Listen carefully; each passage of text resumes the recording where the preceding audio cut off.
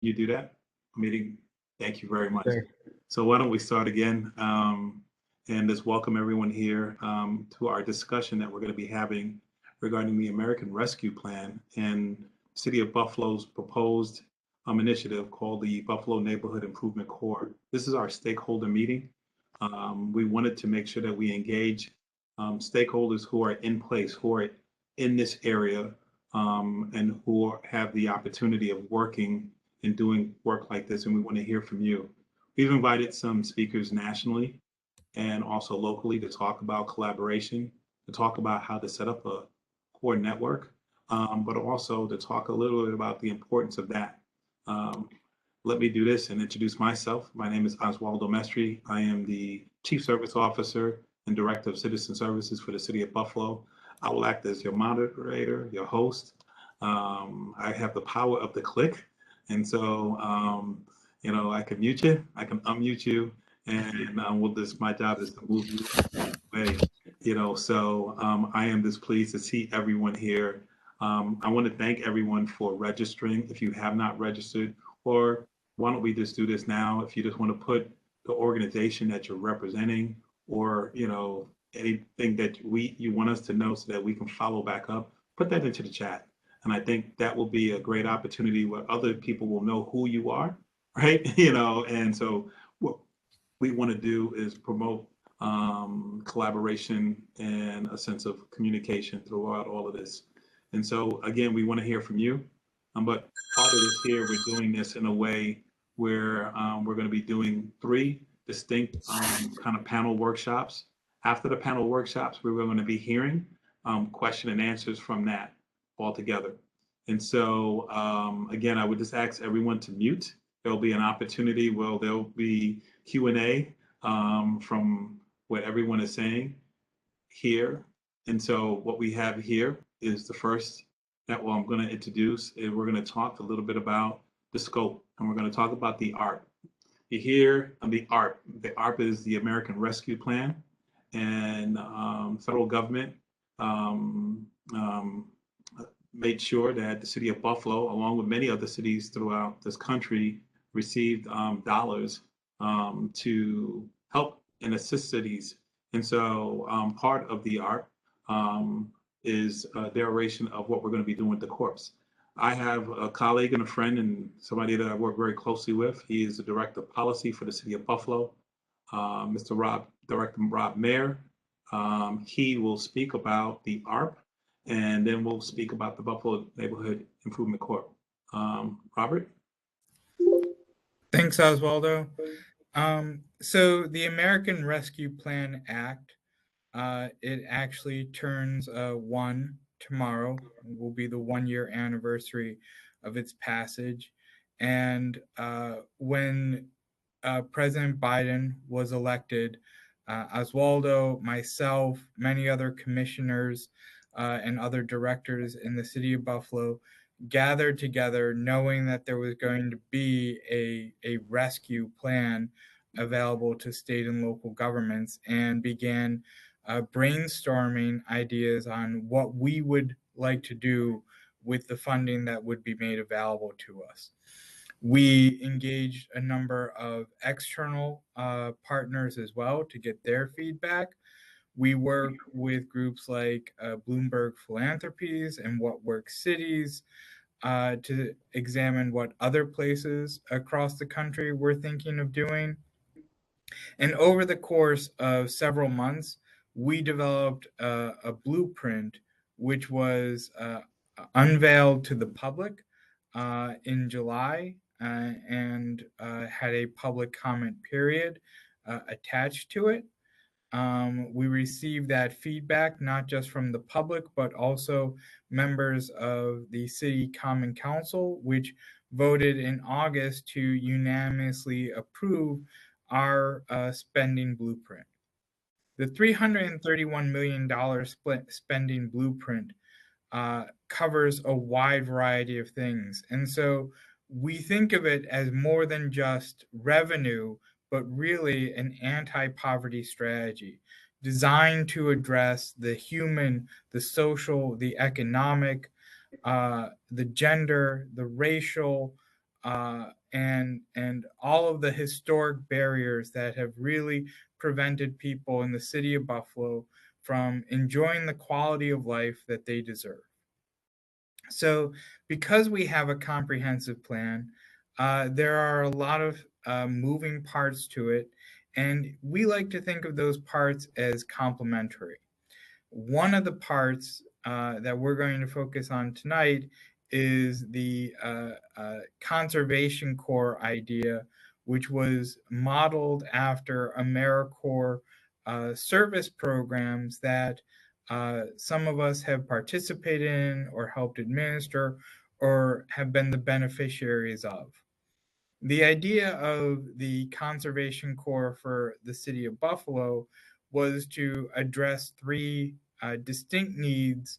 The first is that uh, we have a lot of parks, a lot of open green spaces, a lot of public areas that can always be improved with a little bit of elbow grease from members of our community. And many of the block clubs and other civic organizations often invest a lot of resources in improving those spaces, but they often need help with personnel or supplies. And so this is a way to really supplement that grassroots driven work which occurs in the city of Buffalo, and to make it more sustainable and to ensure that the projects have a longer lifespan, because we're able to take care of it during times when block clubs may be less able to do outdoor work, or when you have leaders go on vacations and things like that. The second is that national and community service can be a great entry point for individuals who want to improve or enhance their job skills. We don't think of national and community service as a job. It's really something that I think transcends a job, but can help people secure employment after the completion of their service. It gives you an opportunity to be a leader in your community. It gives you an opportunity to explore areas and career fields you may not have even been aware of, but are in high demand. And so this is really a program that is designed to enhance the economic mobility of residents. And the third is the civic pride element. The city of Buffalo is the city of good neighbors, and taking care of each other is an inherent element that I think a lot of people believe resides within the heart of our residents. And being able to formalize a process like that to provide individuals with stipends, wraparound service support, entry level job skills, career exploration, uh, to do those things while at the same time tapping in to our desires to help each other just seems like a win win, and is really a key element if we want to end some of the disparities that have built up in this city over generations of things like redlining and economic and infrastructure disinvestment. So that's the idea behind this particular program. It's also meant to work in conjunction with a lot of our other programs. So the city is also investing $43 million in its parks. And we unveiled the city parks master plan today and showcased the renderings for the Johnny B. Wiley renovation project. We're going to be investing hundreds of thousands of dollars in our Olmsted parks, in our city parks, and other green spaces across the entire span of neighborhoods that residents utilize. So this is really just one piece in a larger plan. I encourage everybody to go look at that plan, and it will help contextualize what it is we want to achieve over the course of the next 3 to 4 years, because there is a time limit on spending this. All of the funds have to be allocated by the end of 2024, and they have to be spent by the end of 2026. This is meant to be stimulus money that leverages our resources that we already have, builds on plans that we've already made, and expands opportunities in a way that other people will come in and see the successes we have achieved and invest in them so that we can sustain these programs when the ARP money runs out. So that's the general overview. I'm going to turn it back over to Oswaldo so he can contextualize further this specific project within the plan, and we can continue exploring how this particular program will benefit the residents of Buffalo. Rob, thank you very much. Thank you for giving us the big picture view, but also how it relates to the city of Buffalo. We talked about an anti-poverty plan. Rob and I have also discussed is this being an equity plan as well. And so when we're talking about how we distribute or how we put services into the city of Buffalo, the mayor specifically talked about how can we provide relief, and providing relief to some communities more so than others is providing relief to everyone. And I think that's an important thing when we're talking about investment. When we're talking about this particular model, when we're talking about the Buffalo Neighborhood Improvement Corps, many of you know the unique perch that I have as the Director of Citizen Services. One of the offices that is within my purview is the 311 Call and Resolution Center, and also how we engage residents in block clubs and community-based agencies. And we see on a daily basis the types of calls that come in, the calls for relief for residents who are calling about particular things, whether it is dumping, illegal dumping, or whether it is cleaning up, or at this point in time, as we move into the spring, as we try to spruce up our cities, there are activities that normally should happen, that will continue to happen. And so the thought of coming up with a core concept, and we've had core concepts before, within the AmeriCorps family, we've had something called NCCC, where we've had teams of AmeriCorps members come to the city of Buffalo. We've also had information in terms of AmeriCorps Vistas here, and we've also had AmeriCorps members embedded through city departments, not even community-based organizations. There is a wealth of that when we're talking about a core concept. The idea here, when we said we were going to do this, is to engage communities, to look at particular projects, but also look at this as generally also a workforce development plan to engage community members and provide them with a career ladder. We talk about green jobs or green infrastructure. We talk about opportunity to help and assist our parks. And so this is just another way to do that. We've heard residents, and we've heard you who have been on here in terms of what can we do to help, an immediate impact on these particular communities, business trips, again, working with, again, community-based organizations. And so the concept of this was put together. We have engaged, again, national partners to help us put this together and put together a feasibility study. And you're part of that by being a part of this. And you're going to be hearing from them a little later on. But this is how this concept was born. Again, out of necessity. We talk about going through the pandemic and a few other things. The opportunity to be innovative presents itself. And so we took these dollars to make sure that we wanted to do that. Some of the areas that we would like to kind of concentrate on, and we're still open, is park maintenance and care, community garden maintenance and care, public conservation or environmental education facilitation, public information outreach, neighborhood cleanups. Those are just a few amongst a few other different things that we're going to be thinking about, what we're going to be doing to that. We want to be able to engage at least 50 individuals with supervision, and want to make sure that they are working in the community. This concept of being a city of good neighbors And when we have people that we hire from those communities, and sometimes those communities are a bit disparate, and we're going to be, Rob talked about providing wraparound services for those individuals and to assist. And so we hope to be a national model, but we're looking to models that we've already seen here, both locally and nationally, to mimic and to take what we're going to be doing in the city of Buffalo and assisting people. So that's the concept. You've heard from Rob talking about the national piece and how we fit within the ARP.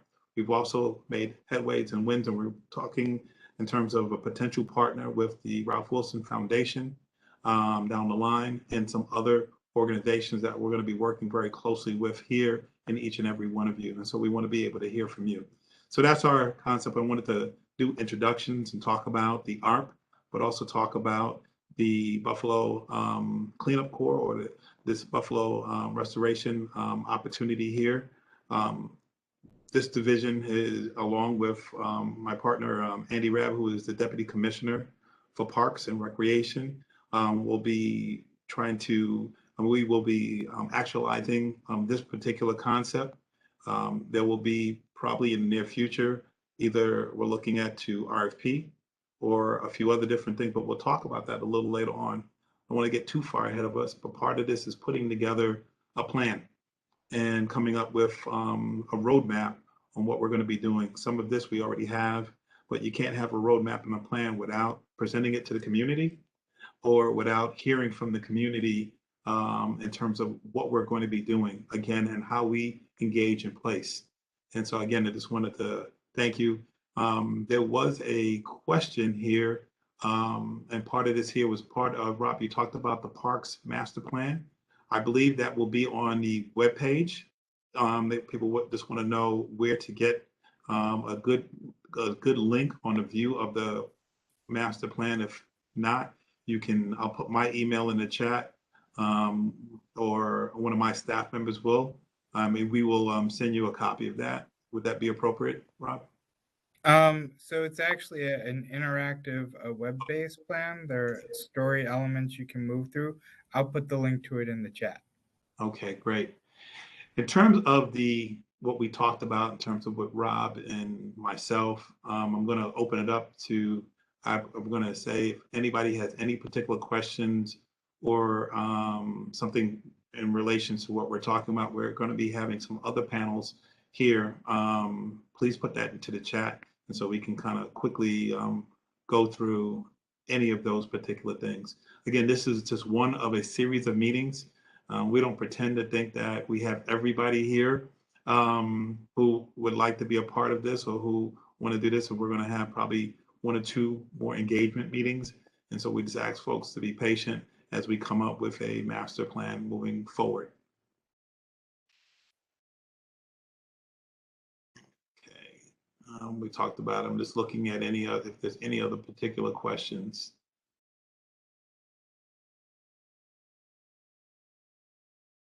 Okay, so what we're going to do is we're going to transition into our next panel. If there are no particular questions in terms of that, let me also say this, and Rob spoke to this. Many of the dollars that we have put to ARP have had similar discussion groups and engagement strategies. We've had something as we're related with housing. We've also had other type of engagement, so look forward to that. Go on the city's webpage, or the Division of Citizen Services has a Facebook page. There is one question here: is there any educational opportunities for college-bound and high school students? And so what we hope to do in terms of the age range that we want to be able to work here is we're looking at that, but we hope to do from 18 to mid 20s or move up. This is, we may mimic an opportunity for a younger core, right? But there are, moving in concert, there are other AmeriCorps initiatives. I use the core concept. The Service Collaborative is an initiative. There's other AmeriCorps initiatives that are out there that have worked with college-bound individuals who can do service for a semester, for a summer year, and we'll provide that information to you. And so, Faison, great question in terms of opportunity. what we also look forward to, this may be a feeder, not just for the AmeriCorps or the concept for AmeriCorps, but for CORE. We all know those individuals who may be looking for opportunities, but we may know those individuals who have taken a, a sabbatical, or and just need a break from college and want to go back. We know, I see some folks here who are grandparents. We got some of those kids who are living in your basements and you're looking for a job for them. This might be it too, right? And so, or a job or opportunity. And we understand that opportunities lead to careers. Careers leads to those opportunities. So again, there's one more question about women entrepreneurship and training. And so we'll talk to you. Matter of fact, Faith, I'll talk to you a little more about that offline, and helping you put you in the right contact. So thank you very much. So we're going to transition into our next, I'm going to power through. We're going to transition into our next panel. Our next panel will be, okay, this is some information that I'll talk to here. Again, looking in terms of the dollar amount and where we're going here. Let me just, I'm sorry, unshare this.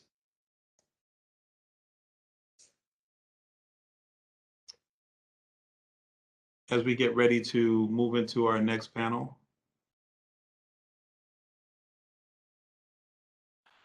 Our next panel will be is what is a corp? And this is going to be representatives corps from the Corps Network, also known as the National Association for Service and Conservation Corps.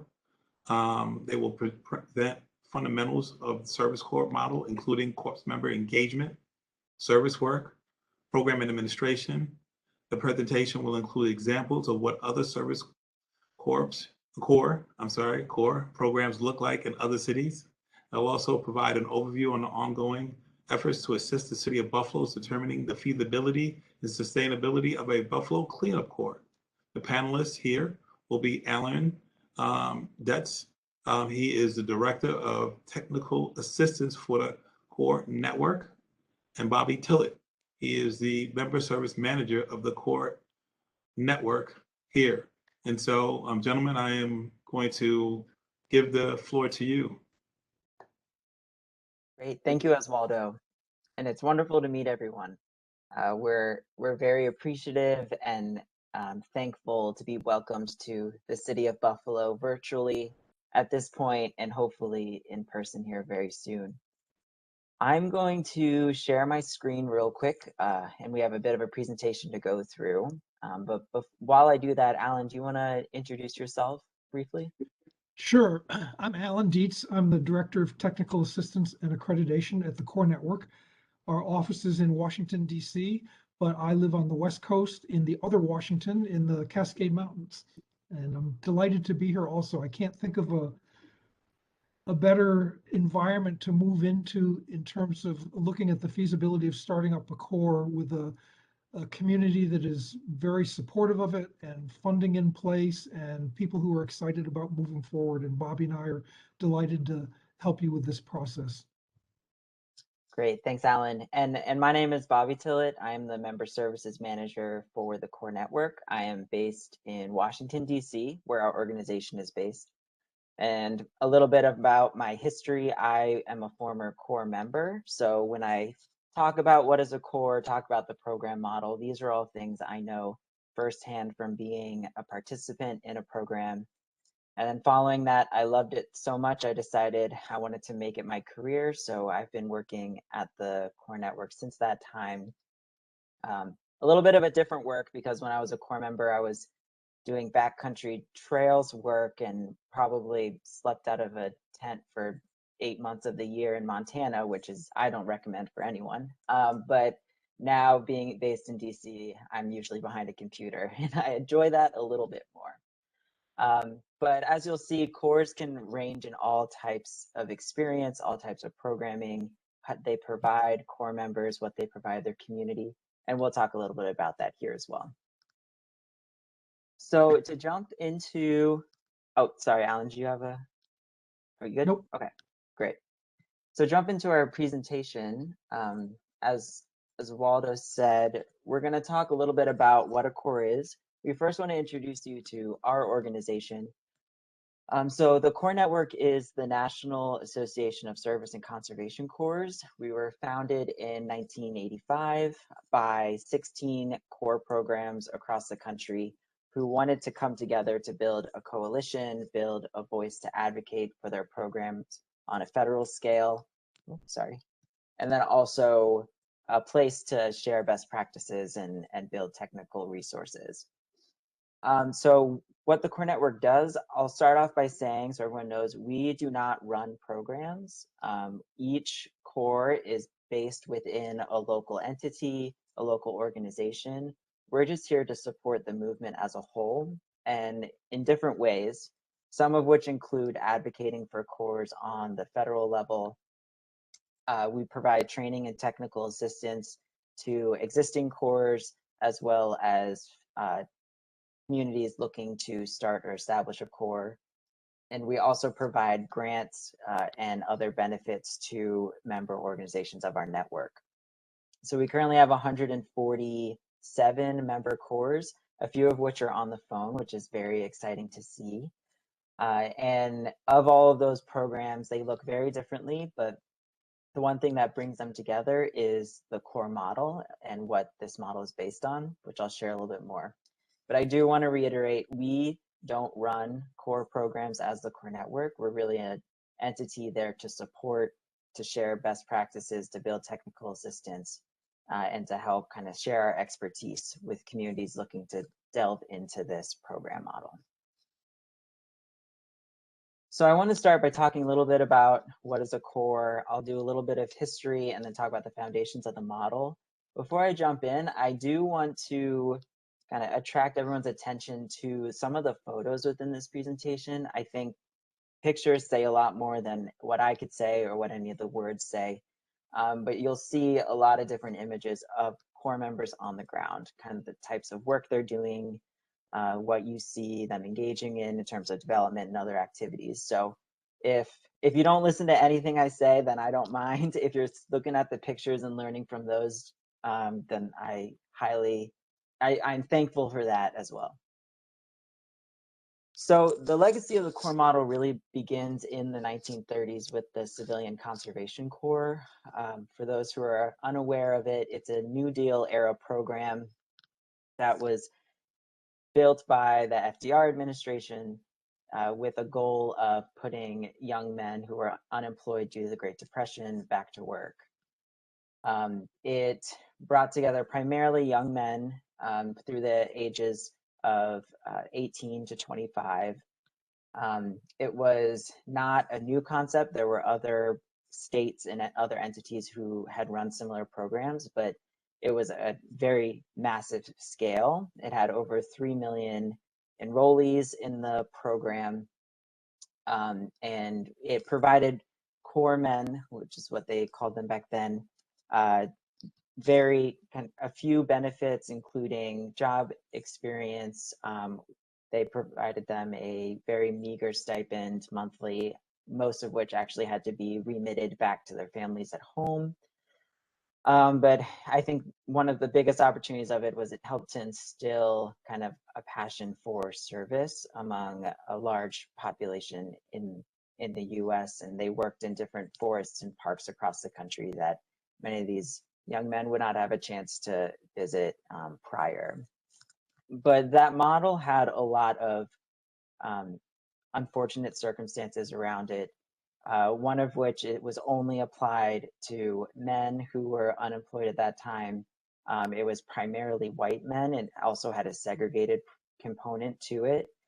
And these are all pieces of a model where the Civilian Conservation Corps, once it ended, and new programs, what we call modern Corps programs, started to develop, that they left with a dated former model and kind of changed what it looks like and how Corps members engage with Corps today. So the Corps movement of today looks entirely different than what we see from a Civilian Conservation Corps perspective. And these are the primary defining points of what the modern Corps model is. So the first one is that they're locally based. It isn't run by the Department of War like the Civilian Conservation Corps was. They engage young adults primarily, but not solely. There's a number of core examples that don't have an upper limit on the age range. And I think that's something the city is still discussing and trying to decide. And they engage primarily in service projects that address really a large amount of community needs dependent on the community itself. So we have a few here as examples, but it is no way exhaustive, and I'll show a longer list later in the presentation. But I think that ethos of service, although members are paid while they're enrolled in the Corps, that ethos of service runs throughout every program. It's something that is built into the core member development aspects, built into the experience that the member engages in throughout their term. And I'll say from my experience, I served in Montana when I was a Corps member, and we had particular curriculum developed around what it means to be a good steward of public lands in that area, what it means to understand the wildlife impacts of our work, and different aspects like that. And in Montana, it makes sense to learn about gray wolves and things like that. And in other places, it may not. But that's just a little example of how service and an ethos of community leadership, community engagement are really built within a Corps member's experience while they're enrolled.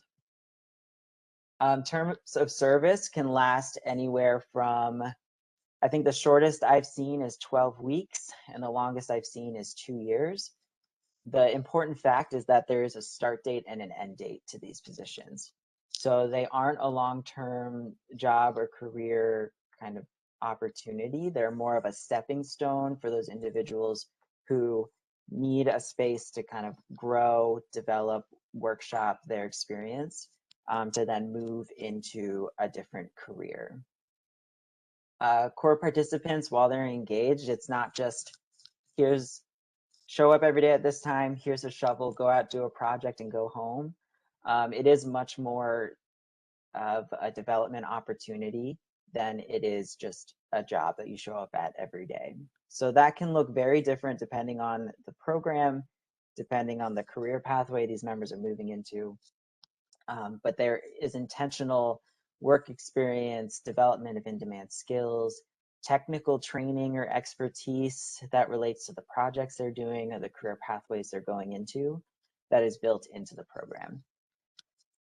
The Corps members are always compensated when it comes to a Corps model. So it's service in the idea of the work has a community benefit and a community impact, but it is not unpaid. And I think the goal for this program, and it may still be in discussion, but is the $16 an hour equivalent in terms of a wage. But don't quote me on that just yet. Also, if it's an AmeriCorps program partnered with AmeriCorps slots, then there is an opportunity for a scholarship or education award at the end of the term. And I spoke a little bit about workforce development, but there's also opportunities for educational programming depending on how the Corps comes together. So we have a few Corps in our network that do GED or high school diploma attainment as a first engagement with their members, and then after that engage in the service term or in AmeriCorps. So some of these questions are not fully haven't been fully discussed or answered at this point, but that's one of the goals of community stakeholder meetings like this, to hear from you about what is the biggest need, where this Corps can be positioned, or the types of aspects that we think this Corps is essential, or think are essential for this Corps, and be able to build that into the report or feasibility study that you complete. So like I said before, we have over 140 member Corps in all 50 states. Some are rural, like the program I was in Montana. Others are hyper localized, either within a zip code or within city limits. And the types of service they do, the types of development they provide, their core members and things like that are very dependent on the conditions within that local area. Talked a little about this, but here's some good examples of other types of core member support that cores will provide. So that a couple elements that are common and absolutely essential. One is that core members are either engaged in a crew or in an individual placement. I believe in this regard, we're looking at a crew-based model, and that those crews have a direct supervisor that is run by the program managing the core. And that supervisor isn't just kind of a foreman or anything like that. They really are, thank you, Oswaldo, crew-based. They really are a mentor to the members. They're a lot of times, when I think about the crew leader, I think of it as the crux of really the whole program at the end of the day. Because they're the ones the core members see every day. They're the ones that have to deal with much of the workforce development or education programming, helping support core members, hearing about what is challenges they're running into that may bleed into like their time on a work site or their time in education. And the crew leader is there to be that support system, that supervisor, that connection to them and support services that they may need, or support other staff that are can help them find support services that they need. And the individualized component of core member development is another common element across all cores. Having a member identify their individual goals at the start of the program, or that be a process and a discussion with that member throughout their term of service, is extremely important, because at the end of the day, the goal is that the core member ends this program in an opportunity in a space that is a trajectory upward from when they entered this on day one. That could be a career, that could be enrolling in community college, that could be enrolling in a 4-year degree program. Really what success looks like is dependent on that core member's goals during the program. And those change. They're not always the same as day one as they are on day 60. But that is an element that the core staff, core leadership are trying to kind of hold dear to the program. And I spoke a little bit about these, so I won't go too in depth. And we'll make sure that this presentation is something everyone has access to in case you want to review it or look a little more deeply into any of these particular slides. And then this is a more exhaustive list of what service projects can look like from core to core. These are very kind of high level. Even within these lists, they can be drilled down even further. I think for when talking about urban parks, a lot of times the projects we see are green infrastructure related, how to build more green spaces to help with issues of stormwater overflow and things like that. It can be about supporting park facilities and different park, sometimes playgrounds and other things for communities, community members to be able to engage with that green space better. And other times it can be just general maintenance and support for parks that may not have this robust staffing support to be able to deal with invasive species or kind of overgrown areas and different things like that. And it can get as, depending on the model, it can get as kind of advanced as some cores we see build entire tiny homes. And the goal of that is to use those tiny homes to house unhoused populations within the city limits, or even sometimes core members who come into the program that don't have secured housing. One of the goals is working to build secure housing for members during enrollment.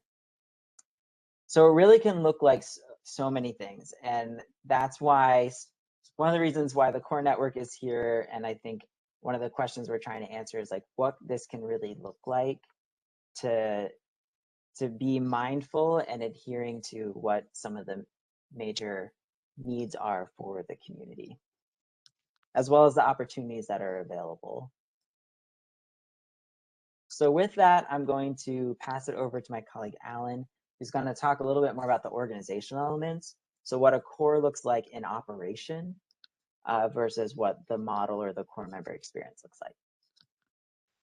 Thanks, Bobby. And just to kind of clarify why Bobby and I are here, or why the core network is involved with this project, aside from our deep love of the core model and our belief that it answers every problem that anybody ever had,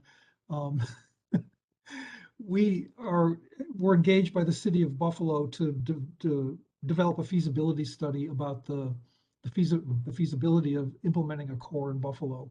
So that's one of the reasons we're doing this community gathering, is to solicit input from you and determine your interest level in participating in a project like that.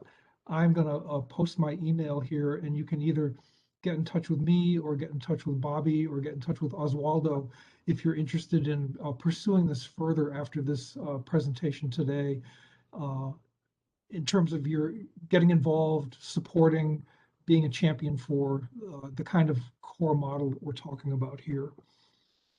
Okay, next slide, Bobby. So I'm going to dive into what a core actually looks like. And there are three main components we're going to look at. And this is what really differentiates a core from a contractor who just loads up a bunch of young people in the back of a pickup with rakes and shovels and goes out looking for work. So a core is a much more structured opportunity than that. That core member development piece you see on there is a really big part of what differentiates a core from a contractor service. And Bobby's talked a lot about what that core member development involves.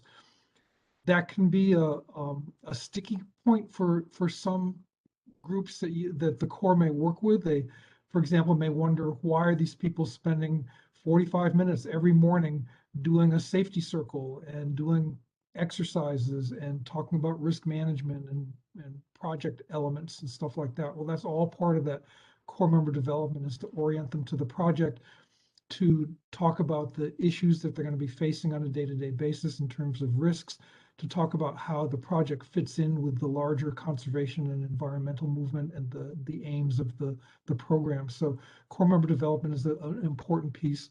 Service projects are also important.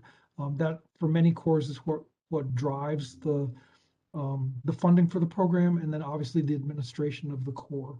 So let's look at them one at a time. Next slide. So for service projects, this is really the backbone of what cores do. They manage service projects.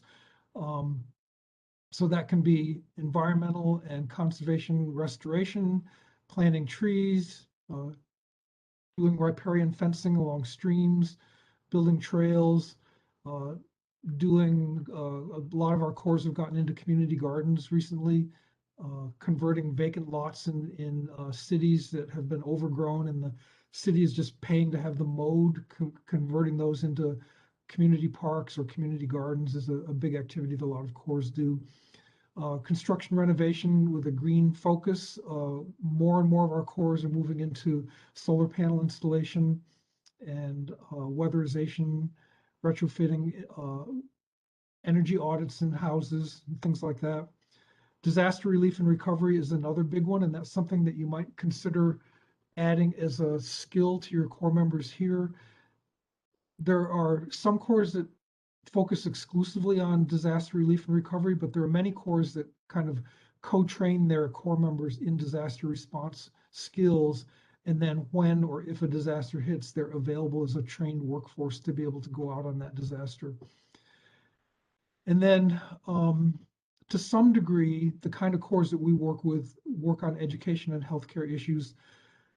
Particularly during the pandemic, we had a number of cores that shifted their response from doing conservation and environmental work to doing things like building field hospitals and collecting and distributing food to people who were shut in and couldn't get out because of the pandemic. So again, flexibility in your model can help a whole lot as you're approaching this. Next slide.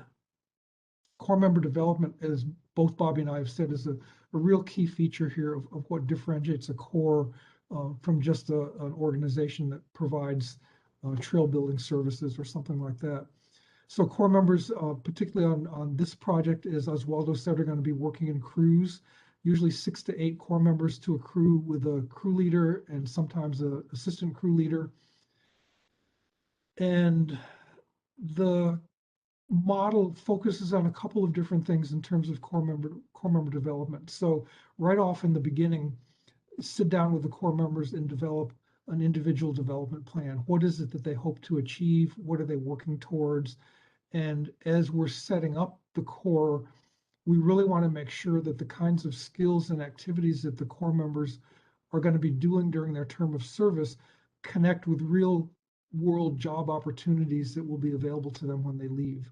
So that's the workforce development piece that makes a really big connection between the workforce investment boards in the community, the employers in the community, the job openings that are available, to make sure that what you're doing is congruent with the reality on the ground once they leave the core.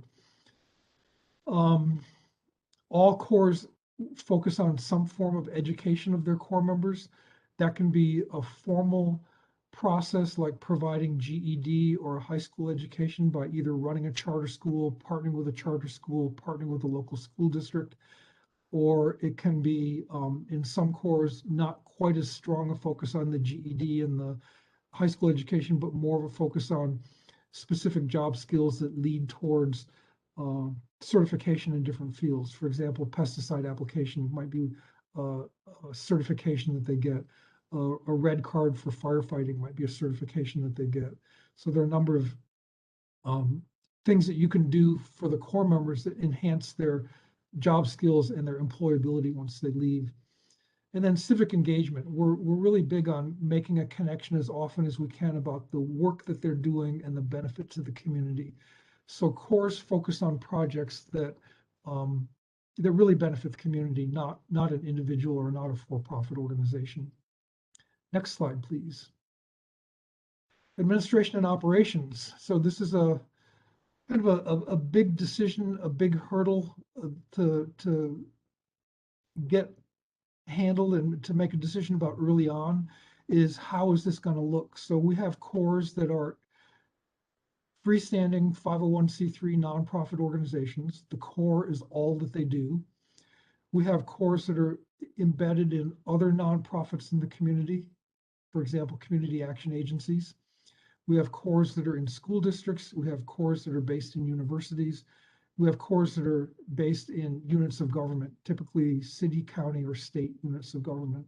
So there are lots of different ways to approach the administration and the operation of the core, but that's pretty essential to get that settled early on so you don't head down one path and then have to change later on.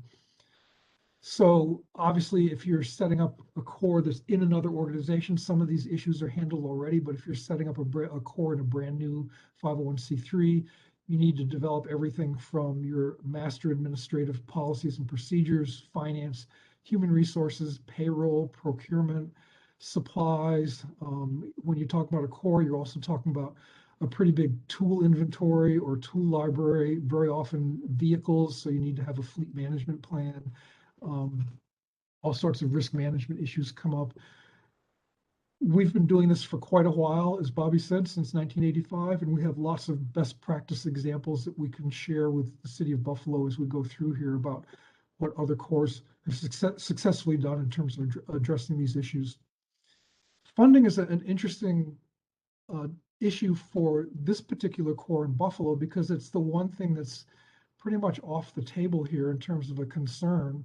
And it's very rare for us because usually the number one concern of a new startup core is how the heck are we going to pay for all this stuff? And what the city of Buffalo has done by using ARP funding is really guaranteed a very strong source of funds for the first couple of years of the project.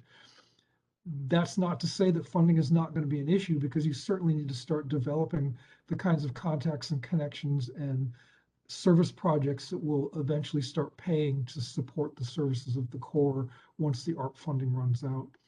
So there's an example here. A core of 24 core members will need about $600,000 for 6 months of running the program. That's just a really rough estimate. That's going to vary a lot depending on what you pay the core members, what kinds of activities they're doing, and what other resources you have available to you, particularly fleet management services and tools and things like that that are pretty high dollar items. Next slide, please, Bobby. Sure. And I would just add that number is probably as conservative as we could be in a number. So that's definitely the lower end of the spectrum. So there are a number of phases that groups go through when starting a core, or stages. We're in stage 1 here, where we're working with community stakeholders. The next stage is to establish internal processes and really set up the structure for the core. The third stage is to define the programming, and the fourth stage is ongoing operations. So we'll look briefly at each of those. Next slide, please.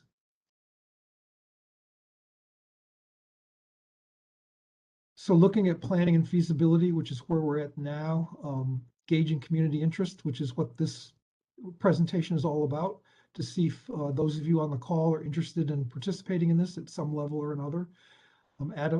Identifying financial and in-kind resources.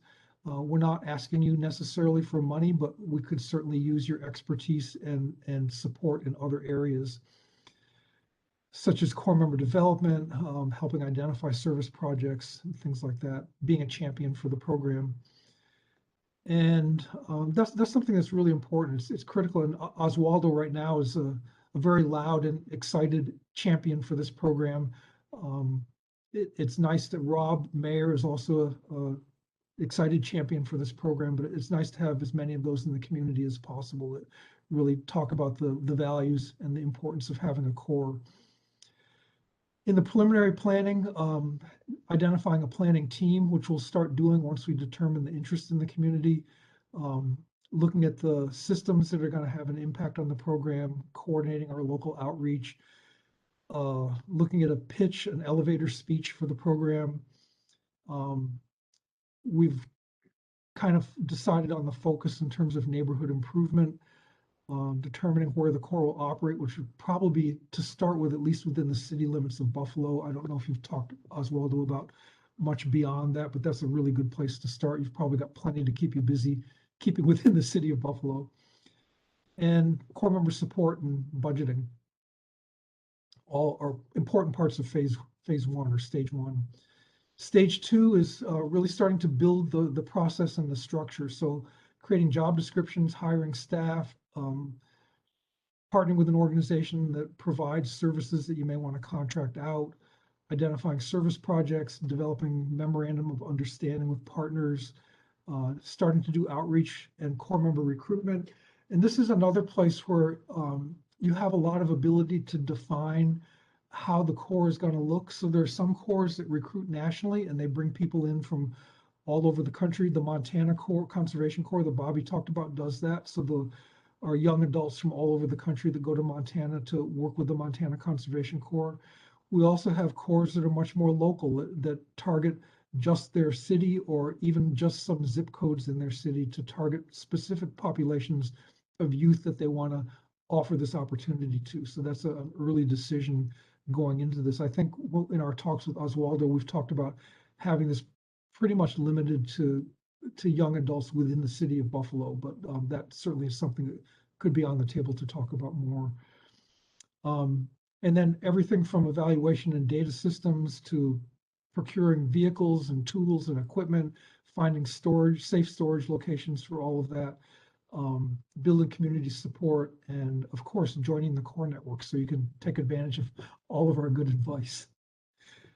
And stage 3, this is boots on the ground. So enrolling your core members and starting the projects going, running the program, refining it. And I promise you, the core is not going to look like when it hits the ground a couple weeks in, it's not going to look like what you think it's going to look like now. Something always happens. Something's always a little bit different.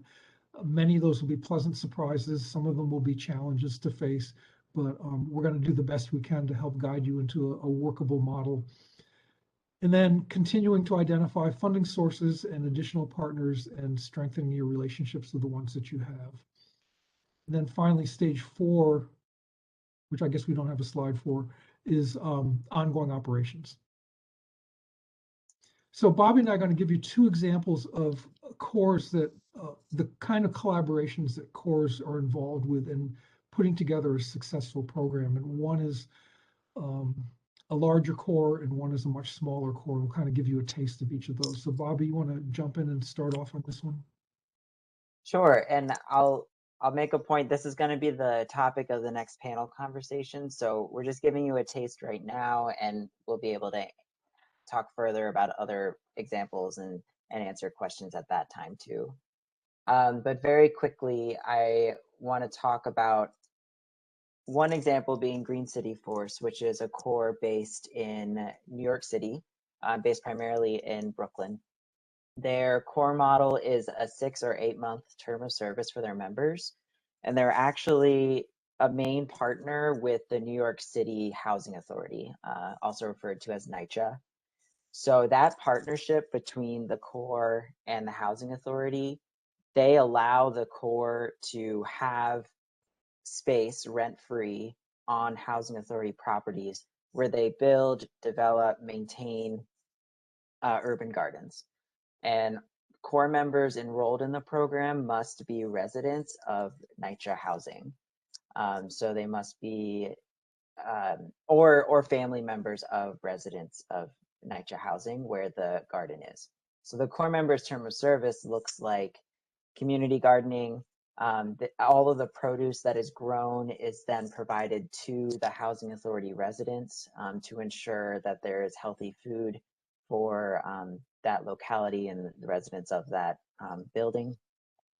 And they also do a ton of community education around how to keep your electric bill down, how to keep your water bill down, how to conserve and different resources, but then also how to kind of eat healthy, how learning different ways around how food is grown, maintained, produced for the residents. And then core members during their term of service receive a credential in green building. That's a classroom-based credential.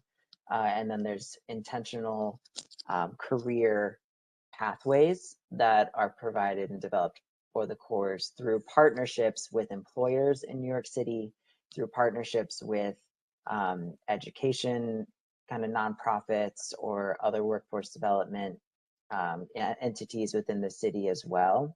So Green City Force is managing the core members. They're helping to develop the projects, kind of maintain that relationship with the New York City Housing Authority.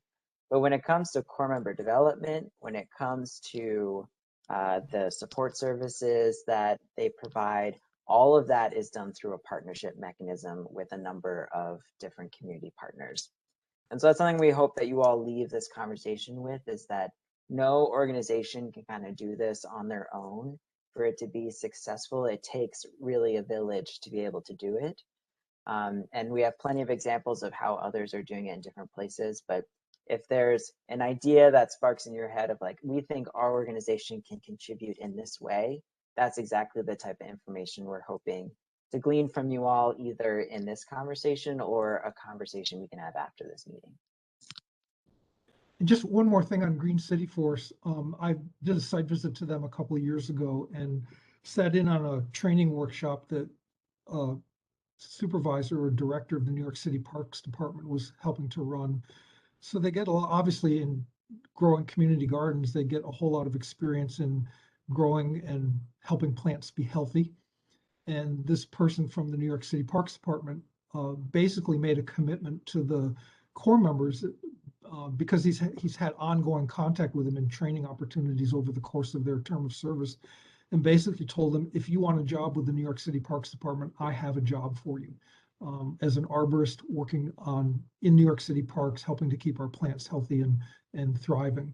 And that's the kind of symbiotic relationship that we think is really helpful in a core. We're a partner. They weren't necessarily contributing any money to the program, but they were helping out with training. They were getting to know the youth in the program, and they were helping to facilitate post-core job opportunities for the core members. So Anchorage Park Foundation looks pretty different than what Bobby just described. They run what they call a Youth Employment in Parks program. Their annual budget is less than $250,000. They employ 25 core members, 26 core members for 10 weeks over the summer. So it's a short, small program. It's one of the smallest programs in our membership. It's been running since 2007, so what's that, 15 years? And it's primarily a collaboration between the Anchorage Park Foundation and the City of Anchorage. So the Anchorage Park Foundation employs the director of the program and a fundraiser for the program. And the City of Anchorage pays for, employs the crew leaders and supervisors and all of the core members. So they're all city staff. So 26 core members, they have over 30 partners. So they have more than one partner for each core member. 8 or 10 of them are state, national agencies like the Bureau of Land Management, the U.S. Forest Service, U.S. Fish and Wildlife, Alaska Department of Environmental Conservation, Alaska Department of Fish and Game, Alaska Department of Natural Resources that provide project work and fee for services for the work that they do on those projects. So that's how they raise the money to pay for the cores. They do projects on those parklands that they get paid for by those entities. They also partnership with Anchorage Schools and the University of Alaska to help do training for their core members. They partner with a dozen different local businesses that provide supplies and in-kind donations and publicity for them. They partner with a number of local nonprofits and local foundations for the same kinds of services. And they have a very strong partnership with Wells Fargo Bank, who not only provides them with significant money to support the program, but also provides them with Wells Fargo staff that go out and work on service projects alongside the young adults who are in the program as an opportunity to further cement that relationship. And Wells Fargo does recruit those core members to come work for them after they're done, which is not really an environmental or conservation track, but I guess there's money involved somehow. So this program does park maintenance, they do stream bed restoration, trail building, and community gardens. And again, for a small program like this with a relatively small budget and a small enrollment, they've got over 30 partners that contribute to the success of the program. Great. And Oswaldo, I think we're ready to, or Bobby, do you have something you want to add? No, I was just going to say, let's turn it back to Oswaldo. So it's up to you, Oswaldo. So thank you, Alan, and thank you, Bobby. Great presentation. I was writing down notes and actually typing some things in. Heard a lot of different themes that came through, talking about leverage and the urban environment, talking about a community value, right? And who sets that value, and what that community proposition value is. And I think those are important things. There was, we're gonna now kind of open it up to some Q&A on this particular topic. As I'm looking here, there's a quick question here. I said, Bradford Watts, he talked about, have you worked with the developmentally disabled community and also workforce development programs? So we don't have any cores that focus specifically on the developmental disability community. I do know that there are cores who have brought on individuals with developmental disabilities to be core members and provided support to them during their term of service. We have some cores that have had accessibility crews that focused on, and those were more mobility accessibility crews that focused on building accessible trails and things like that. A lot of our cores partner very strongly with their local workforce improvement board or their workforce board in their community to provide opportunities and also funding for the cores. So again, trying to connect the training and the opportunities that the core members have during their term of service with real world job openings when they're finished. Great. Great comment from Justice. Says collaboration creates community empowerment. I love that. If anyone has a question, please put it in the chat or use the raise your hand feature. I'll mute you and you can ask a quick question here. This session, what we try to do here is to give information about what we want to be able to do. But if there's any questions or any comments, please, put it in the chat or use the raise your hand feature, and we'll call on you. I think Deidre has been very patiently sitting there with her hand raised. Okay, go ahead, Deidre. Is she literally raising her hand like this, or did she use the? So she's using the icon. Okay, all right, go ahead, Deidre. So to answer Brad's question, hi Brad. Yes, we have, and we worked with Access VR. First, we went through Parent Network, who connected us with Access VR, who then connected us with someone who put our member in contact with a job coach. So that person is working, fully employed, and has got a job coach visiting his site or his employment place every other week. So it's possible. Good. We also have a number of corps that have crews of individuals who are deaf or hard of hearing. Thank you. I think That's good to know. Thank you. I think the one thing that is safe to say is that, and I am honored that Meredith asked me to spearhead this, is that the one commitment I can make is that I would like the Corps to be reflective of the community that they're serving. What does that mean? We all understand this great mosaic of the city that we live in is made up of different type of folk, people, entities, all types of things, and we want to make sure that we're reflective of the community that we're serving, and we're going to make a strong attempt to do that. I think that's an important. I think to understand that is to really honestly to do it. And so I appreciate. I've been talking the Court Network in terms of what other municipalities or what other corps are doing, and what can we do here? This is a blank slate, and we, in Buffalo, we're just a few degrees or people that separate us, and get on the phone and call somebody who knows somebody who will know another person, and you absolutely know that person here. And we want to be able to kind of leverage. I call that leveraging. Any other particular questions? And I'm sorry if I don't see the. There's another question in the chat, and it's, will the city or the corps train the community? So what the Court Network is doing is helping us put a model together that will lead to, that's the feasibility study, and they will give us different options. When we put this particular initiative together, it'll be soup to nuts, right? There'll be recruiting, there'll be all of that together in terms of training, looking all of that together. And so the entity that will be performing that, or entities, to be quite honest, that will be, again, from soup to nuts, all encompassing. The other idea here, as we look to plan, I heard the word sustainability, right? And I think Alan and Bobby talked a little bit about that. Well, the idea of sustaining the program starts with when you first start to do it, not at the end of the 2 years, at the end, right? People talk at the end, it's like, oh my God, we got to sustain. No, we talk about that now.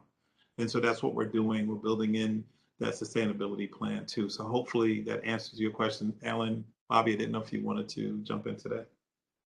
I think that's a critical point, Oswaldo, in building that sustainability in. And one of the things I'd encourage you to start thinking about, and we've run into this problem in a number of corps, is if you start off with strong funding and don't need to ask people to pay for your services, they get used to getting the services for free. And then when your funding runs out and you have to start asking them to contribute, you get some pushback on that. So even if you're not asking for cash in the beginning from some of your service site partners, asking them to contribute something, whether that's helping to train the members or in-kind support or tools or something like that, develops that expectation that it's a give and take relationship that's supportive of each other. Great answer. And I think as we talked about this, we all understand that people's time and effort, there's a value to that. If you don't establish that value, what's the public proposition of what that value is in terms of the project that you're working on, or the individuals who are working on that? we understand about service and giving back to the community.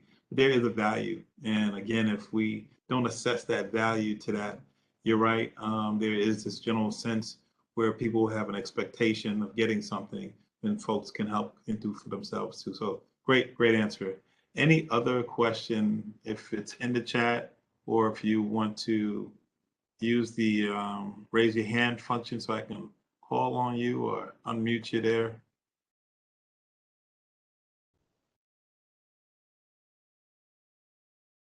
Okay. All right, I don't see too many. And I want to say that we are recording this and we will share the recording. And this is not a one-off. We have your information and we will be following up with individuals in terms of getting you involved in this too. I want to say thank you to both Alan and Bobby in terms of their presentation and going through what we're, in terms of setting the stage. There's so many questions to be asked, and we're going to still be engaging with them. Again, okay, yes. Murray? I just want to thank you. I got a lot of good information out of this session. So just looking forward to seeing how our organization can help as well, and connecting with the people on different visions for the community. So I'm impressed. Well, thank you, Murray. Listen, Murray, you are on the front line amongst a few other folks. We're going to be looking for folks to help us recruit. I am not looking to say that there's going to be one person or one entity. Many of you know the style of leadership that I employ. We all are in this together, and so we're gonna. You're the experts here, right? You know where those individuals who need opportunities are at, and we want to be able to provide them with that. And I think that's an important thing. And so there is a raised hand, Miss Mayock. Makak? I'm sorry. Okay. Hi. Hi, Hi, I'm how are Ayana you? McCoy. I work underneath Murray. I'm his executive assistant, but I also run my own nonprofit. We're known as Community Garden Party. We take over dilapidated and unkept city-owned plots of land. Our first plot is on East Delavan and Humber, over on the east side. And we have basically just found an intention. We're a small but penetrative group of 4 people right now. I myself, I'm 28. The oldest person on the team is 27. And we've just found an intention in educating the community and creating a safe space on that garden, just to promote a holistic lifestyle, healthy living, and autonomy within the community. So we've partnered with Groundworks and Stop the Violence Coalition just recently, but we've been with Groundworks Buffalo since 2020. We'll be 3 this summer, and we grow everything. And right now we're in the Moot Center on High Street, and we're educating children. My children just finished making phones from scratch. We're young people and we're willing to do or volunteer wherever we can. I know you're looking for volunteers or people to help and get on the ground. So I just wanted to contribute my services, and I'll be following up with you with an email. Thank you, Ayana. I think what we're trying to do, and I think that's an important thing, there are lateral relationships that we want to be able to make. And I think what we're trying to do is create this ecosystem of service and engagement in this community. Part of creating an ecosystem is it is not lent to this one organization or even this initiative. To sustain this, meaning that we have to have many different parts. My office, there's a lot with volunteerism. You're going to be hearing a lot about that in terms of cleanups and providing supplies, but also how we engage in the community. We're going to be coming up with a volunteer initiative as well, and using the power of that, providing a value added to that as well too. So thank you. I didn't know if Bobby or Alan had any comments to that particular question or anything. Oh, are we wrapping up? Is that what this is? We are. We're Okay. going to move on to the next one, but if you could, please. Yeah, no, I just want to thank you all for participating. And again, if you're interested in diving into this more, please contact Oswaldo, or my email is somewhere in that chat chain. We'd love to get you more involved. Good. Well, thank you very much. Great session. We're going to move into our next session. I want to power up. I don't want to hold people too long here, but our next session that we're going to be talking about, I think, is a very important one. We teased that a little bit. It talked about the importance of collaboration. This panel will focus on the importance of collaboration. Buffalo Courts will have, because Buffalo Courts will have an impact on a wide array of issues: workforce development, personal development, climate resiliency, public access, supportive services, education, and the list goes on. Collaboration across agencies, community groups, and private industry is essential. And so we've asked here locally, we have that. Matter of fact, we could have brought many people on, to be quite honest. We have great examples of this all going through the city, but we just wanted to highlight that, we often talk about what's happening globally. Sometimes we realize that right in our own neighborhood, right in our own backyard, we have some things going on here too. Panelists, we have panelists here from the heart of the city and Buffalo Sewer Authority. They will speak on the collaboration of a similar project called Power Core, and how it's imperative to have a collaborative working relationship with both city departments and nonprofit agencies. I've asked Alan and Bobby to be on this panel as well. And I've also invited Malika Lee, who is the External Affairs Coordinator for the Division of Citizen Services. One of her primary responsibilities is for partnerships within the community, community-based partnerships, block clubs, and also she has the task of being the primary manager of our AmeriCorps Vista initiative within the city of Buffalo.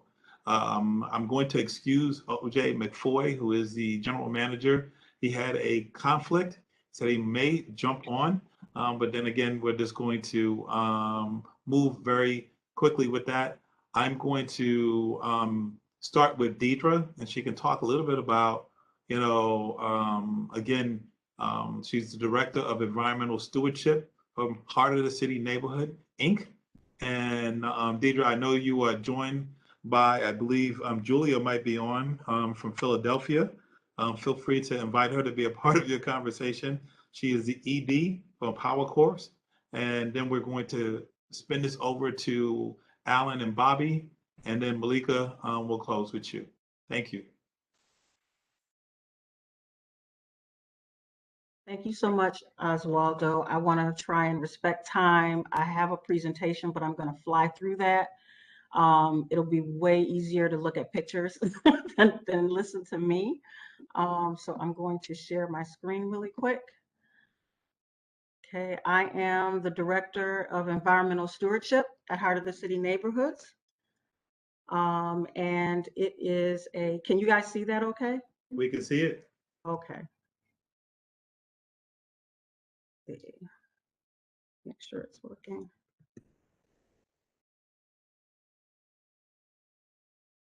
Okay, there we go. So our department, our program focuses on green infrastructure. So Bobby and Alan mentioned that there has to be a service project, and that is our main focus. We are a workforce development opportunity, creating a pipeline of skilled certified workers into green jobs from our community. So just like Oz, we have been working with young people between the ages of 18 and 30. We've partnered with the Service Collaborative, that's a local AmeriCorps agency here in Buffalo.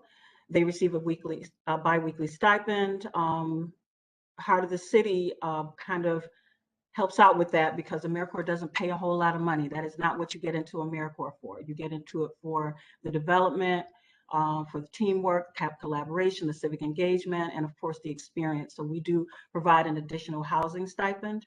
While they're in there, they get first aid, CPR, OSHA, but most importantly, the National Green Infrastructure Certification. And that is taught by a partner of ours in Philly. I believe Julia is still on the call.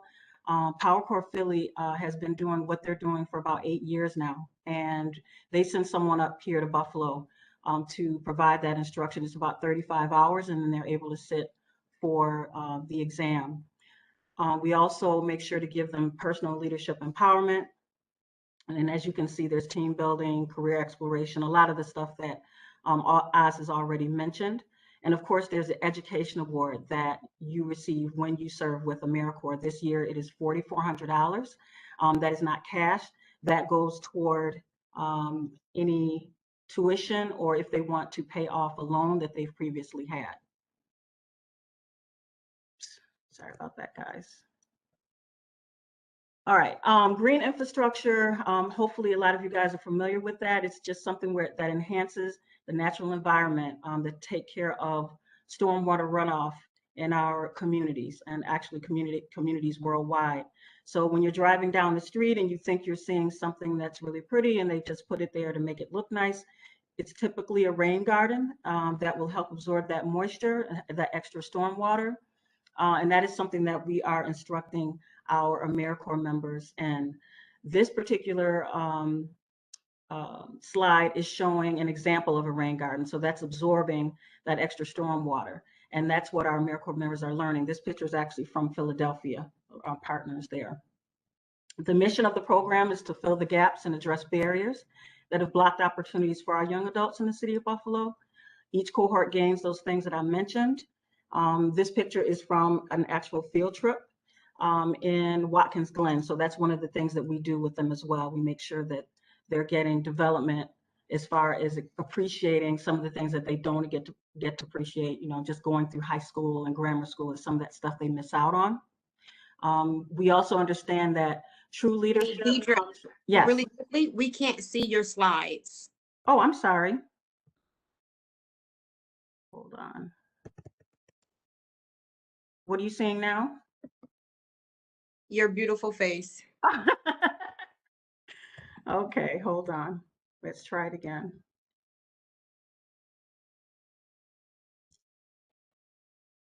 Are you seeing that? Perfect. There you go. Okay, now let's see when I try to change it again, what you see. What are you seeing now? The same picture? Yes. What about now? Okay. Yep. Yep. Perfect. You're good. Okay. Did you see this? Yes. Okay, that's weird. All right, so I have to keep flipping my screen. This was the mission. I'm not sure if you saw that before. That is the mission of our program, and that is the field trip that we went on last year. So let's see. Did the screen change? I'm going to have to keep asking you that. Can you see that? Yes. Okay. The 70-20-10 rule? Yes. Okay. Malika, you'll just have to kind of let me know, yes, it changed. Okay, can you do that for me? All right, thank you. So we can keep it moving. Okay, so this is on leadership. I got this from the Center for Creative Leadership, and it's just explaining that in order for folks to truly grow in leadership, it's not going to come just from coursework or other people. Mentorship is extremely important, but on the job challenges and experiences is what provides true growth and having them adapt to crisis management and on-the-job training as well. Malika, did it change? Okay. Okay, so we focus on career-oriented training, interpersonal skills, and community engagement. So while they're on these service projects, working in the things that you're seeing here, we also make sure to provide community service projects where we're going out into the community working with them. Did the screen change, Malika? Yes. All right, got it. These are our partners, Service Collaborative in the upper right screen, and AmeriCorps, obviously. The core network, we just became proud members this year. We completed our first cohort last year, and immediately following that, we applied to be members of the core network. PowerCorps Philly provides us with a lot of technical assistance. So all the steps that Alan mentioned, getting the infrastructure of the program, helping with hiring and recruitment, all that. They were providing guidance for me as I was doing that here. They were not here with me. That is something that I did here on the ground. So all the things that had to happen, everything from getting a stapler to hiring, support, development, that's something that we do here with the help of Power Core Philly. And I can also reach out to the core network as well. We have 100% placement rate. All 4 of our guys from last year have gotten jobs with the Buffalo Sewer Authority. That is our first partner because that's where this comes from. Mind freeze. Buffalo Sewer Authority, because OJ's not here, so I have to kind of quickly go over that. They received funding a few years ago in order to start up a green infrastructure department. And instead of them saying, hey, let's just hire the way we usually do, let's provide some opportunities for our young people in the city of Buffalo who are unemployed and underemployed. So OJ and Paul Harris, who's the superintendent on the island, decided, you know, we're going to get this thing going. And they worked with a few people. They reached out to Power Core Philly. And before you know it, here we are. And this program is going, and I'm going into my second cohort. These are my guys from last year, and this is a list on the left side. I will not read through all of that, so you guys speed read real quick through there. And these are the things that we work on in order to develop them, because you cannot just focus on technical skills. Without these power skills, as we call them, interpersonal skills, yes, they'll get a job, but not really sure how long they will keep it, how self-sufficient they'll be. It is just a way to address holistic wellness while they're in that job. And these are the social determinants of health, near and dear to my heart. I make sure that I approach these. So there are financial wellness classes there. I make sure that they have health insurance. We address food insecurities, etc. This was our first project that was actually, can you guys see that? Yes. Okay. I got to remember to click twice. This was our first community civic service project. So this is actually the future site of the African Heritage Food Co-op. I'm sure some of you know about that.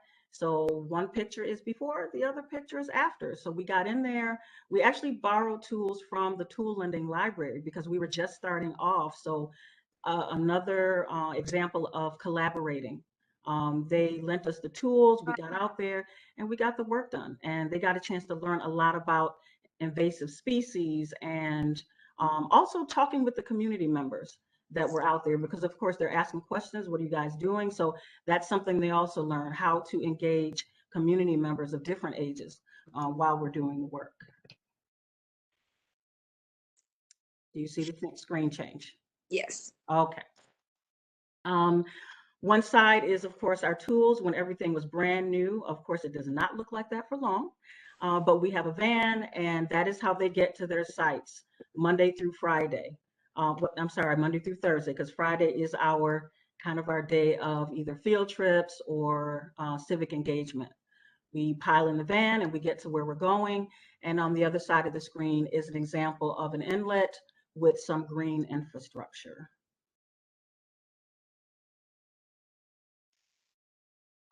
We do train alongside the Buffalo Sewer Authority staff, so they get a chance to see what it's really like to work with the city. So before they got there, they were there. And that's another example of green infrastructure. Again, they're learning about invasive species. That's out on Niagara Street. Change, Malika? Yes. Okay. William Street. So the next time you guys are driving around in the community, just know that a lot of times we've been there.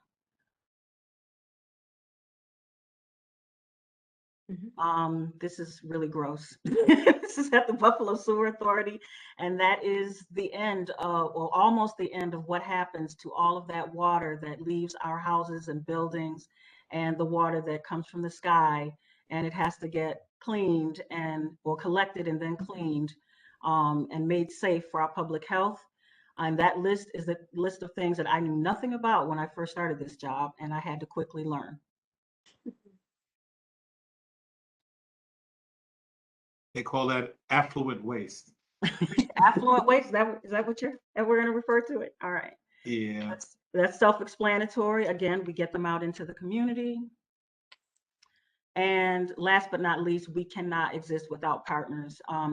When I developed this slide, I actually have way more. One person that has been a big help just in the past, really, I think 24 hours, is a young lady named Lisa at the University of Buffalo with Buffalo Renew. I don't know the entire acronym, but they work on environmental sustainability, and they are very interested in getting into our community and helping my team to learn more. So we're developing a way to provide a curriculum for them to, yes, learn more about ecology and how this will fit with just everyday life and how to articulate that to folks when they're talking to them.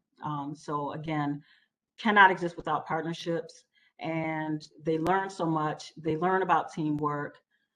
They learn about themselves, and it really does change their lives. So that is the end of my presentation. Thank you very much, Deidre. And what I want to do is, oh, there's a raised hand. I was going to power in. Go ahead, Ayana. Go ahead. This is amazing. I just had, maybe I missed it. How long has this program been in operation? Last year. Last year. This is great work. This is really great work. So I see the photograph demographics, but how are you reaching out to women? I actually this year have 3 on my core. Last year we just had gentlemen. This year we have, yes, we have both young men and young women. I am really, really excited. They get an OSHA, but the one of the young women that's coming on board, she actually already has her OSHA 10. So we're gonna pay for her to get her OSHA 30. Wow. Ayana, that's a great question. It's something that when designing Buffalo Improvement Corps, we have taken seriously. We know historically, and I'm smiling because Deidre know the challenge it is to sometimes to get your core members to be diverse and also to be reflective in terms of gender. And you have to be very purposeful about it. We intend to do that as well. And I think it's very important to state that, and part of this here is our outreach to organizations like yours, law clubs, churches, grandmothers, aunties, everybody. We're going to talk to everybody to get everybody involved in this on a very granular level, as well as on the top two. So thank you for your and Jack, who's over at the Bell Center, knows that female core members are not often are the hardest workers. And we can say that on the backdrop of International Women's Day. It's all about the women, right? So let's make that happen. So thank you, Deidre. I'm going to, because I know there's going to be a couple more questions. I'm going to invite Alan and Bobby. They're going to give you a little abbreviated version of collaboration, and then I'm going to have Malika just tie this all together.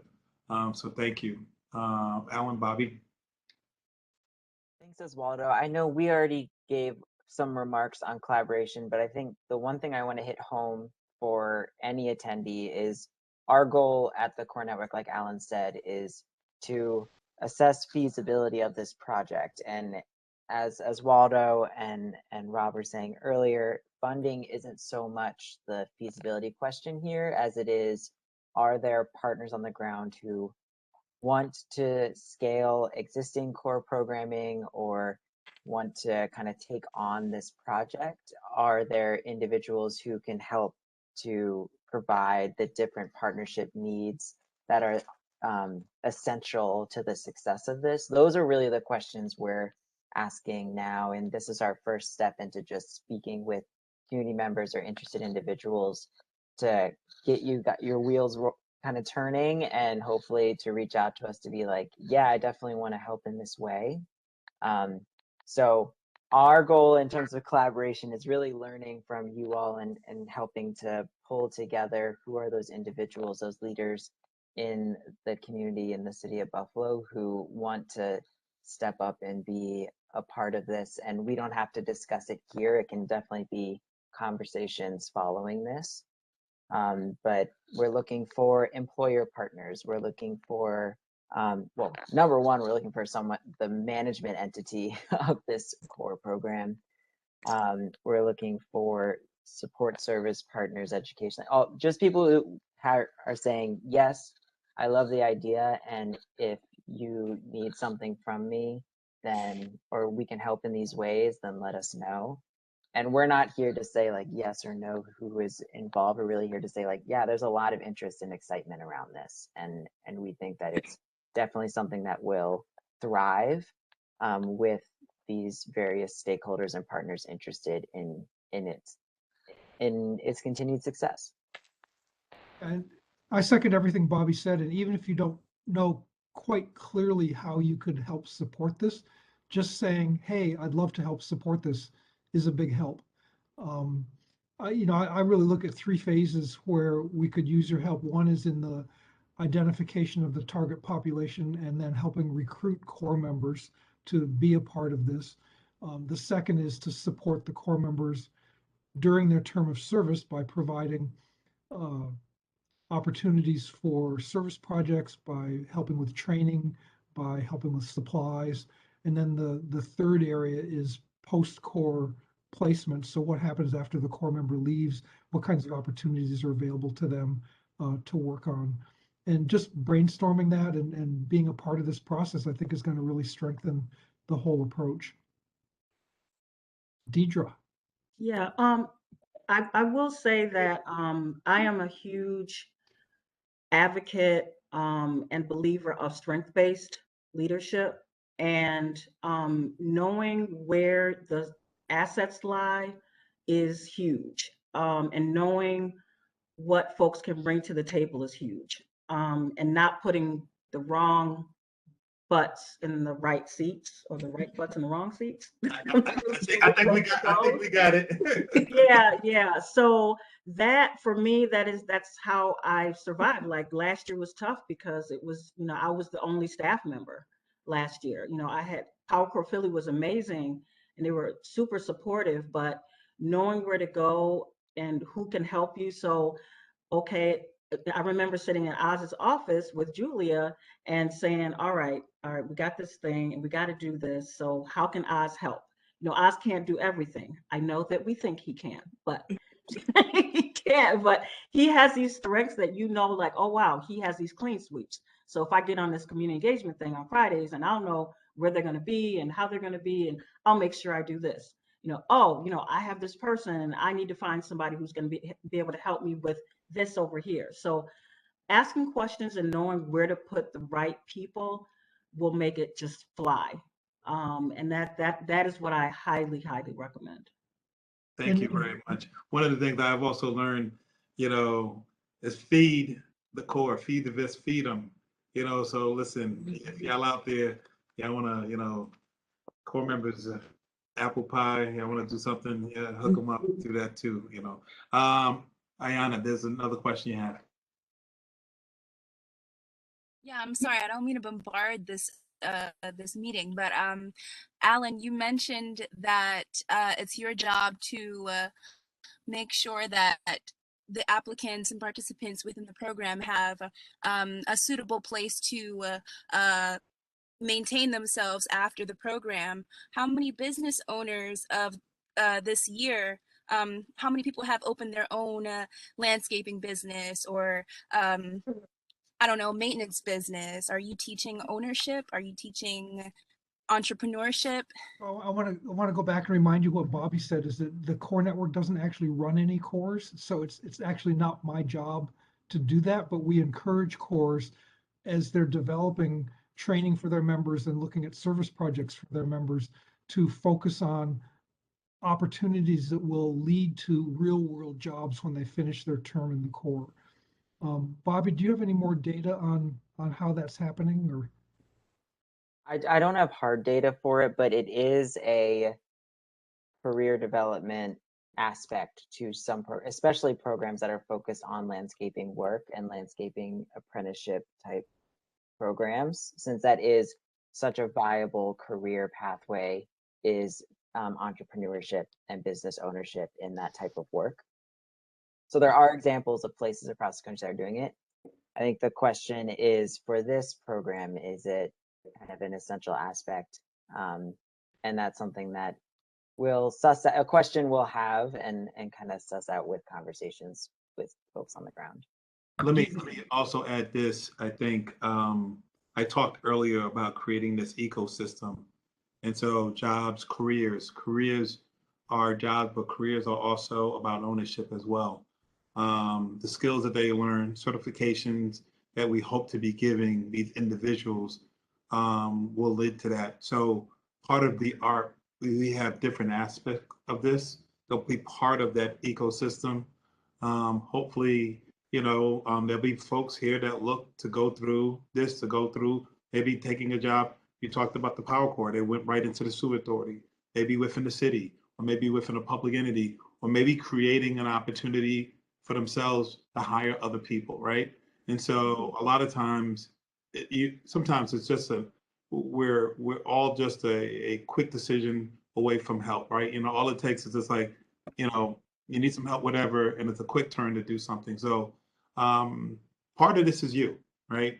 And so as the Corps Network engage you in coming up with our feasibility study, if that is something you see, you feel like, you know what, maybe we should have, an opportunity so that people, when they are finished, maybe there's an opportunity that we're giving them a certification or something that they can do. Let's put that into place. Listen, this is an open slate, and we're looking to plan for it, and the Court Network is helping us with that. Sorry. yeah, and let me add to that. Deidre posted something in the chat about how in their training, when they bring in speakers to talk about goals and questions of the members, that ownership is always addressed as an issue. And one of the things that we found, I think this is kind of a tangential response to your question, but I think it's really important, is that we strongly encourage corps to focus on success and to look at barriers to success and find out what they can do to reduce barriers. So one of the things that a lot of our corps do that's just an incredibly employable skill for them to have is to provide commercial driver's license training for their corps members. So once you've got that CDL, that really opens a lot of doors. What they've found is that there are a lot more corps members than I expected that have barriers to that because they can't get a driver's license. They're behind, they owe past fees, traffic fees, or they're behind on their child support payments or some other reason why they can't get a driver's license. So you can teach them all you want about CDL, but if they're prohibited by the state from getting a driver's license, they're stuck. So part of the support services that those corps then have to start looking at is what can we do to take those things off their records so they can get a CDL. So there are quite a few corps that go to court with the corps member and talk to the judge and talk about the program that they're involved with, and can we reduce or eliminate the past fees the past fines that they owe? Can we renegotiate the child support payments or get caught back up, or what can we do? But again, looking at what's our end goal, and then what are the barriers that the corps members are facing that's preventing them from moving forward, and addressing those head on. And I promise you, as a person who used to direct a corps, I got into things I never expected to get into as a corps director in terms of helping my members be successful. And you just have to keep an open eye and an open mind when you're doing that. So Deidre, and then we're going to close up with Malika. Okay, so Power Corps Philly does have an expungement program where they do work, like Alan was saying, they do work specifically with corps members who are returning citizens or those who have had a brush with the law, and it's able to clean off their records. So they do specifically have something like that. And then also with connecting with the Corps Network, I will say that you find out so much of what other corps are doing. You can pull from that, partner with them. It's like being a part of a big fraternity that works with anything you need to know. If there's something like they have an IDP, an individual development plan, I have something like that, but I don't call an IDP. So now I'm going to go to them and say, okay, can you show me your IDP? So I don't have to rework mine or have mine to be a little bit more structured. Yeah, so it's just it's really nice to have someone who's there doing, they know what you're doing, you know what they're doing, and you're just pulling your resources together. So As thank you very much. As I bring Malika, again, this core will take the flavor on the communities that it's serving. We do intend to work with our returning population as well. I think that's it's something that is core fundamental to me, in terms of those who are coming back into society. We look to do a lot of things here. So I've asked Malika to kind of tie this all in, speak a little bit about from her perch in our office in terms of collaboration, but let's not forget those big or small organizations that make everything works. I think Deidre talked about that. We all talked about that. Malika? Thank you. So from my desk, the way that I look at collaboration and everything that I do and have done as a citizen and a community member myself is we work a lot. Well, I work a lot with, the Block clubs and the AmeriCorps Vistas as well. And the collaboration that we have within the city of Buffalo and our community is a great collaboration. And we can understand more when we have those people who have their foot on the ground, that actually understand the inner workings of the community and what the makeup of the communities are, to be able to help us here on this higher level that we may not understand. We don't live in that community. We don't have a great grasp of what's going on over there. When we can collaborate with the Block clubs and our community members and get an idea of what their idea of improvement or beautification is in their community, then we can directly address their needs and their issues. And then when we're able to collaborate with not-for-profit organizations, we can address a lot of the issues that we see community members have that we may never know. Like when we do our clean sweeps, we'll go out to a clean sweep and we'll see that, this street may need some cleaning up. But then we'll also see that there's some community members there that may need some mental health help, that may need some dental work or something like that. And we have those collaborators there with us.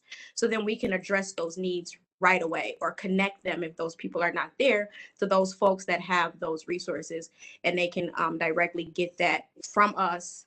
And then it stops a lot of the re-traumatization that happens when we have to send folks around to 3 and 4 different places to get their resources. If we're all working together, we can do what we need to do without a lot of missing of things. So I think a lot of times when we're not collaborating and when we're siloed, we miss a lot of what our community really needs. So this is very good. This is the stepping point for us to be able to collaborate as a community so that we know what everybody has to offer. And then this Buffalo Improvement Corps can go out into the community and get what needs to be done.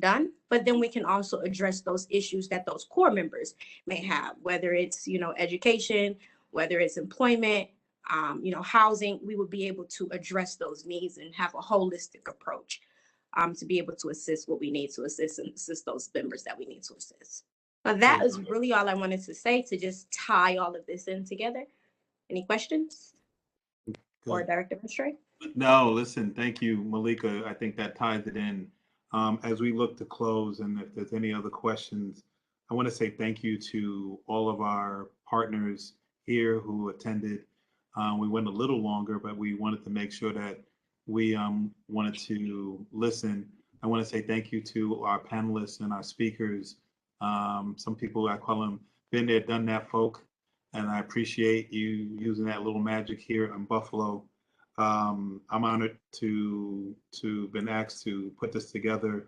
Part of developing that ecosystem, this Division of Citizen Services is uniquely nestled. Ayanna talked about, she's a small organization, but impactful, where we see ourselves with a little division that could, right? And so we are a smaller division, but our division touches all of the city departments. And guess what? Every now and then they all got to listen to me, right? And so what Malika is going to help us do is not just in the community, but we're going to open it up. We're going to open it up and we're going to work with police and we're going to work with Public Works Department. We're going to work with the inspections department, our community services department, fire, recycling, all of these city departments that you would think that, why would they be involved in this? Our city parks department, right? And doing that. And so, they're all going to be at the table the same way that the community's at the table, because that's how we'll all be able to make that connection. We're going to be deliberate. We're going to be very deliberate about what we're doing. It's going to be a restorational aspect of what we're doing, and we're going to be very intentional. And part of that is making sure that we are very purposeful about what we're doing too. Going to continue to leverage and really the Corp Network is just creating this public value by making sure that we have this feasibility study in terms of that. Many times Buffalo, we start a program, we just go ahead and do it, and there's no plan. Well, you know what? You're part of the plan, and we want to make sure you're going to be a part of that. And so we have everyone's name. We're going to compile that. We're going to share that with the Court Network. There's going to be another meeting like this. Is going to be much more collaborative, and we're also going to be engaging. We may break up into groups and come up with that plan. I will put this caveat. I am in a little bit of a speed rush to make sure that we get this. I want to implement this initiative sooner rather than later. So I'm going to push. I can do that a little bit. I have the word director next to my name, but I'm going to push. And but we're not going to rush it just to be rushing it. We're going to rush it because we have the right people at the table. And if there's somebody that was not at today's table, let us know so we can invite them, right? Let us know so that we can invite them. Again, I want to say thank you to each and every one of you. To Deidre, my good friend, thank you very much. Malika, to Bobby, thank you very much. To Alan, thank you very much. Earlier, Rob, and to everyone that raised their hand and spoke and comment. It's 2 minutes before 6. Kept it a little longer than expected, but let this not be the last time that we've talked, and we'll be engaged again. Thank you very much. Thank you, everyone. Thank you, guys. Thank you very much. If you want to unmute and can say hi to each other, you can do that too.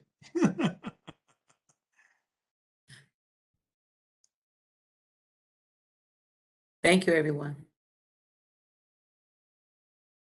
Thank you, guys. I am going Need to. anything from me? No, we're good. Thank you very much. Okay. We're good. Have a good evening. Okay, nice to meet you, Alan. You too. Look forward to seeing you when we come to Buffalo. Yes. Deidre, we're going to get you a Vista. Malika is going to work on that. Get to know her very well. She's that person. Yeah. Okay. Is there anything from me? No, we're good. I'm gonna sign off. Okay. Take care, guys.